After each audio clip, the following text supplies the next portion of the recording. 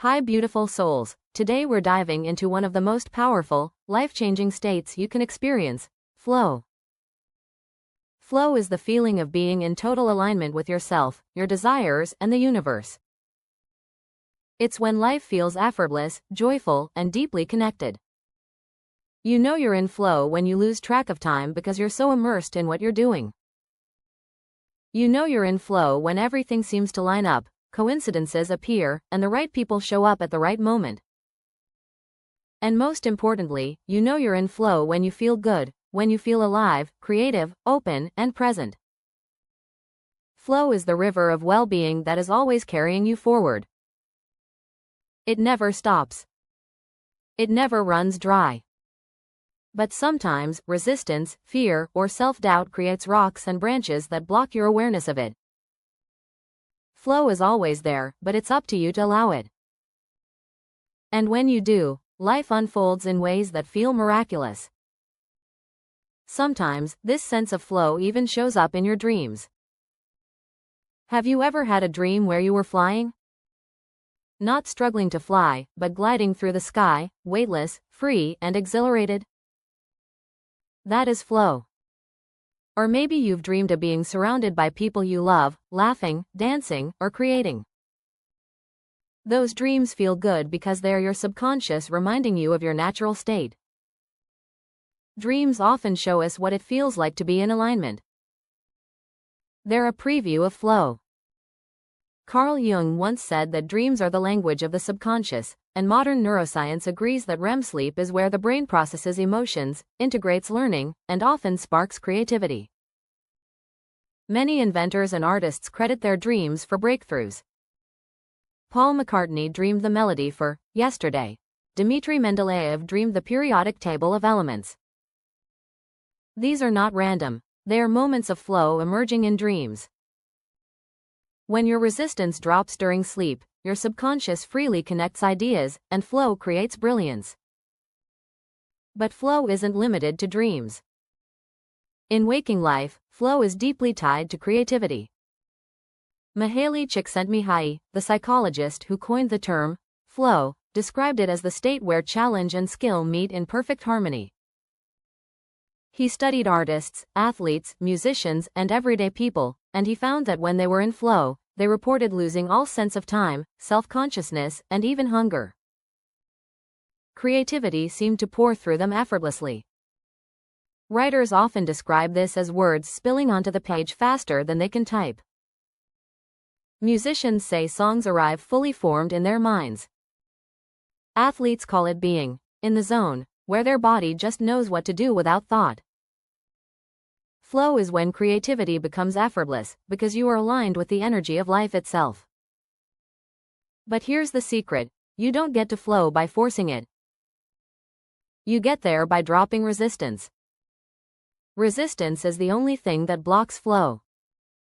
Resistance shows up as fear, self-doubt, overthinking, or the belief that you need to control everything.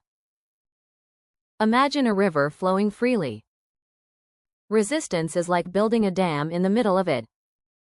The river doesn't stop, it keeps flowing underneath. But your awareness of it is blocked. When you release resistance, flow returns instantly.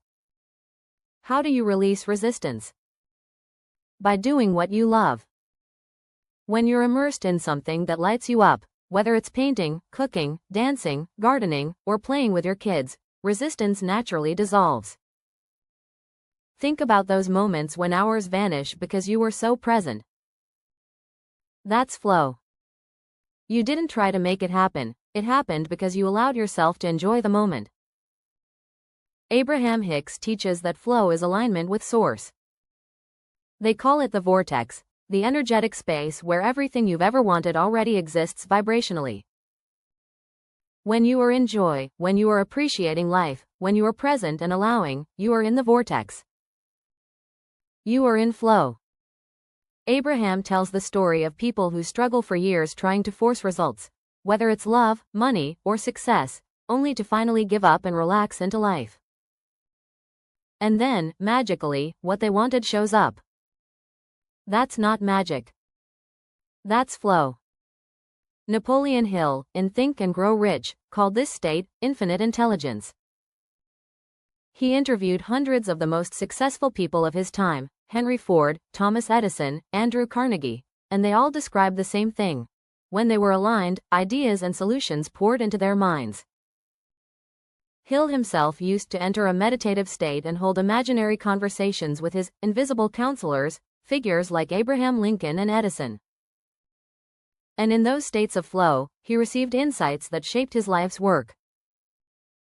Dr. Joe Dispenza has brought flow into the realm of science and healing. He describes how, through meditation and elevated states of gratitude, love, and joy, people enter flow states where their bodies heal themselves. One of his famous stories involves a woman with late-stage cancer who began practicing his meditations daily. Instead of focusing on fear, she aligned herself with love and gratitude. She imagined her body glowing with health. Over time, her scans showed her cancer had disappeared. Joe explains this as the body's natural ability to heal once resistance, stress, fear, and negative emotion is released. Flow allows the body to return to balance. Science backs this up. When you're in flow, your brain shifts into a unique pattern. Alpha and theta brainwaves dominate, creating a state of relaxed focus. The body releases powerful neurochemicals like dopamine, endorphins, and anandamida, which boost creativity, reduce pain, and enhance learning. Your heart and brain also move into coherence, a state Joe Dispenza measures in his workshops, where your nervous system calms, your immune system strengthens, and healing is accelerated. Flow is not just a mental experience. It's physical. When you're in flow, your body becomes a vessel for well-being. But when you resist flow, your body stores that resistance as trapped energy. Emotions you don't process get stuck. Fear, anger, or grief can linger in your muscles, your fascia, even your organs.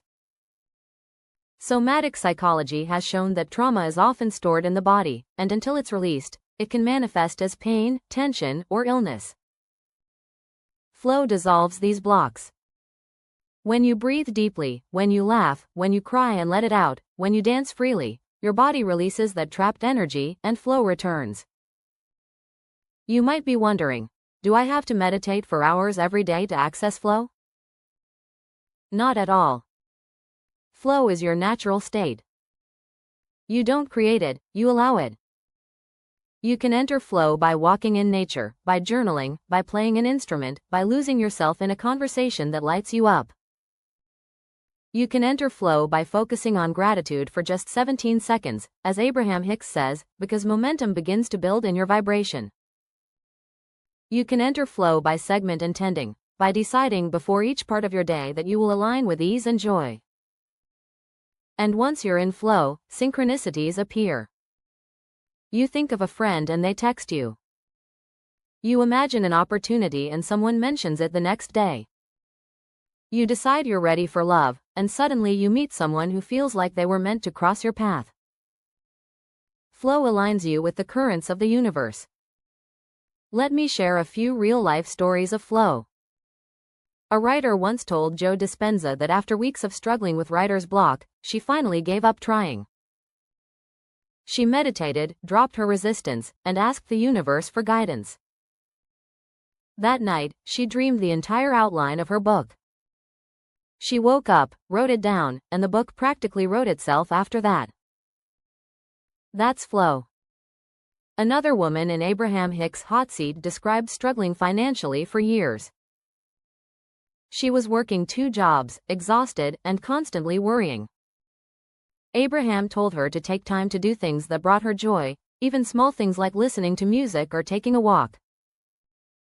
Within months of focusing on feeling good, she got a job offer that doubled her salary. Flow lined it up when she aligned her vibration. And Napoleon Hill shares the story of Edwin Barnes, who desperately wanted to partner with Thomas Edison. He had no money, no connections, and no clear plan. But he was in flow with his desire. He hopped a train, showed up at Edison's office, and said he wanted to work with him. Edison later said that something in Barnes' presence, his flow, was so compelling that he gave him a job. Years later, Barnes became Edison's business partner. That's the river of well-being carrying someone forward. So, how do you invite more flow into your life? Here are some simple ways. Do what you love daily, even for just a few minutes. Practice meditation to quiet resistance. Use gratitude as your doorway to flow. Move your body, dance, walk, stretch, to release trapped energy. Trust your dreams as messages from your subconscious flow. Allow synchronicities to guide you instead of forcing outcomes. Remember, beautiful souls, flow is not rare. It's not reserved for the gifted or the lucky. It's your natural state. You are always in the river of well-being. You only need to stop resisting it. When you allow flow, creativity blossoms, healing happens, and life feels like magic. You realize that the universe is always conspiring in your favor. Flow is alignment. Flow is joy. Flow is you. If this message spoke to your heart, I'd love for you to join this journey of alignment and creativity with me. Please like this video, subscribe to the channel, and hit the notification bell so you never miss when we dive into more about flow, alignment, and the magic of the universe. Thank you so much for being here, and until next time, keep flowing with the river of well-being that is always carrying you forward.